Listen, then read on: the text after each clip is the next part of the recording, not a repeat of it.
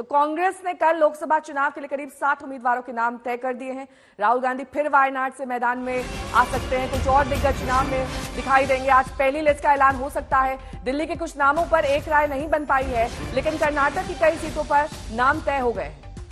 केरल, कर्नाटक, आंध्र के उम्मीदवार तय हैं। सूत्रों के हवाले से खबर आ रही है 3 वो राज्य जहां पर उम्मीदवारों की सूची आज जारी की जा सकती है।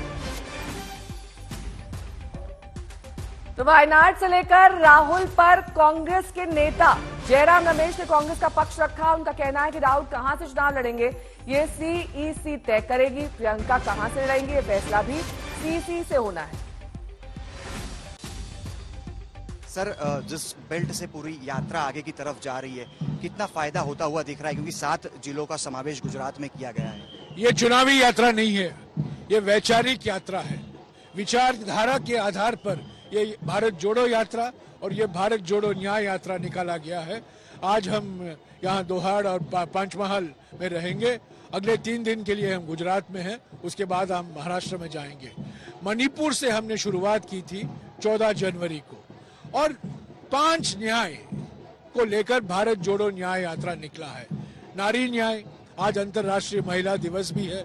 नारी न्याय, युवा न्याय, किसान न्याय, श्रमिक न्याय और हिस्सेदारी न्याय। अब तक कांग्रेस अध्यक्ष खड़गे जी और राहुल जी ने किसान न्याय पर गारंटी दी है, हिस्सेदारी न्याय पर गारंटी दी है, और कल बांसवाड़ा में 5 सूत्री कार्यक्रम युवा न्याय को लेकर उसकी घोषणा हुई है। गुजरात में किस किस्म की घोषणाएं हो सकती हैं, क्योंकि अभी आने वाले और भी 2 दिन इस यात्रा। यहाँ देखिए, ये सारे इलाके जहाँ से भारत जोड़ो यात्रा निकल रहा है, ये जल जंगल जमीन का इलाका है। तो राहुल जी बार बार कह रहे हैं हिस्सेदारी न्याय, जाति गिनती होनी चाहिए, ताकि जो विकास होता है, हम तेजी से विकास होने की जरूरत है, पर विकास की कीमत कौन चुकाते हैं और विकास का फायदा किसको पहुंचता है, यही तो बात है ना। आर्थिक विषमताएं बढ़ रही हैं, हमारा देश में विकास हो रहा है, जीडीपी बढ़ रहा है, पर फायदा किसको मिल रहा है? आर्थिक विषमताएं बढ़ रही हैं, और आर्थिक विषमताएं बढ़ रही हैं, उसके साथ साथ सामाजिक ध्रुवीकरण भी बढ़ रहा है। तो ये हमारे समाज के लिए फायदेमंद नहीं होगा।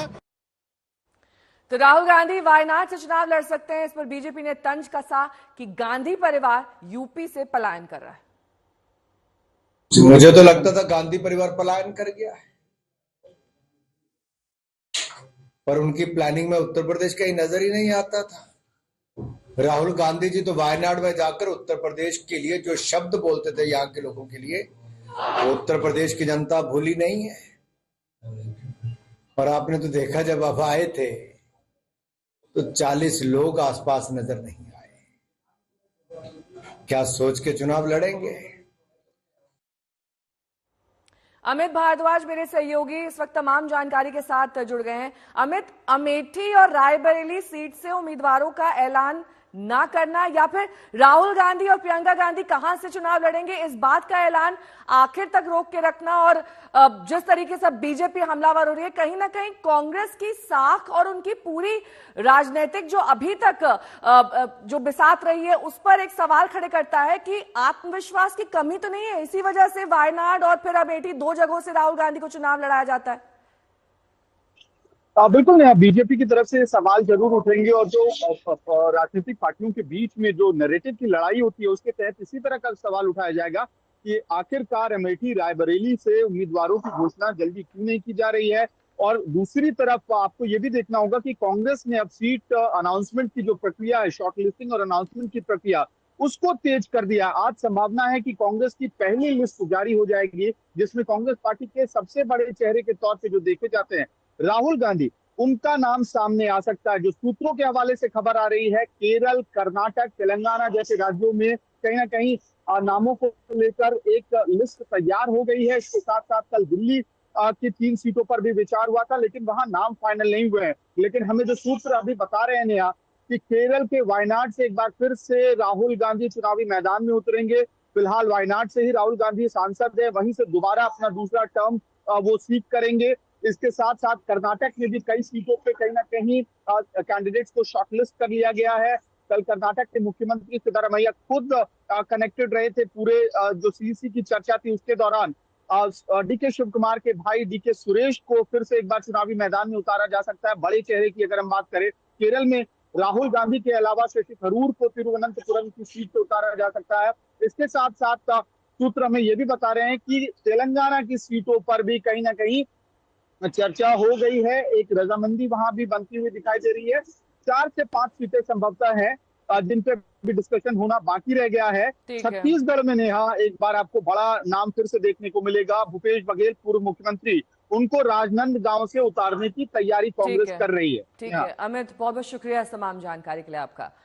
लोकसभा चुनाव के लिए नामों पर कांग्रेस में मंथन के बीच राहुल गांधी ने कल 5 बड़े वादे किए हैं। इनमें 30 लाख युवाओं को केंद्र सरकार में स्थायी नौकरी की गारंटी दी गई है। दूसरे वादे में कहा गया कि हर एक डिप्लोमा होल्डर या फिर कॉलेज ग्रेजुएट को पब्लिक या प्राइवेट सेक्टर की कंपनी में 1 साल की अप्रेंटिसशिप दी जाएगी। राहुल गांधी ने तीसरा वादा यह किया कि पेपर लीक के खिलाफ कानून लाएंगे जिसमें परीक्षा दिलवाने का तरीका सुधारा जाएगा। चौथा वादा यह कि जो ड्राइवर, सिक्योरिटी गार्ड या फिर डिलीवरी बॉय हैं उन्हें पेंशन देकर सामाजिक सुरक्षा देंगे। 5वां वादा यह है कि 5,000 करोड़ के राष्ट्रीय कोष से जिला स्तर पर युवकों को स्टार्टअप फंड देकर उन्हें उद्यमी बनाया जाएगा। पहली बार हिंदुस्तान में लीगल गारंटी किसानों की एमएसपी के लिए दिया है हमने। मतलब कानून बनाया है कि उनको लीगल एमएसपी मिलनी चाहिए। जो किसान दिल्ली की ओर चल रहे हैं, जिनको सड़कों पे रोका जा रहा है, उनकी मांग हमने पूरी कर दी है अपने मैनिफेस्टो में। जाति जनगणना की मैंने बहुत बात की है। थोड़ा सा आज कहना चाहता हूं, देश में 50% पिछड़े वर्ग के लोग हैं, 8% आदिवासी भाई बहन हैं, 15% दलित हैं और तकरीबन 15% माइनॉरिटीज हैं।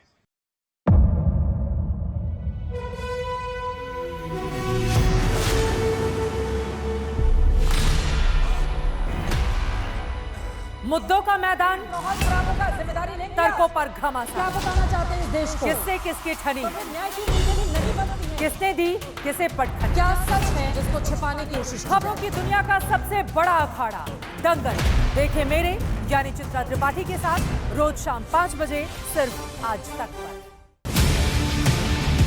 ना पक्ष ना विपक्ष, ना लेफ्ट ना राइट, ना मिर्च ना मसाला, खबरों का बोलबाला। निडर, निर्भीक, सबसे सटीक स्पेशल रिपोर्ट सिर्फ आज तक पर। एयर रेड के ये सायरन समय समय पर आपको सुनाई देते हैं। शौर्य की, भारत और चीन के बीच साहस की, सभी बाढ़ग्रस्त इलाकों का हवाई सर्वेक्षण किया है। सरोकार की, गाजीपुर में किसान से बातचीत करें। संघर्ष की, कश्मीर को आगे बढ़ना होगा। संयम की, भावनाएं भड़की या दंगे भड़काए गए। सवालों की, जनता के लिए, जनता के द्वारा, जनता की दस्तक। श्वेता सिंह के साथ सिर्फ आज तक पर।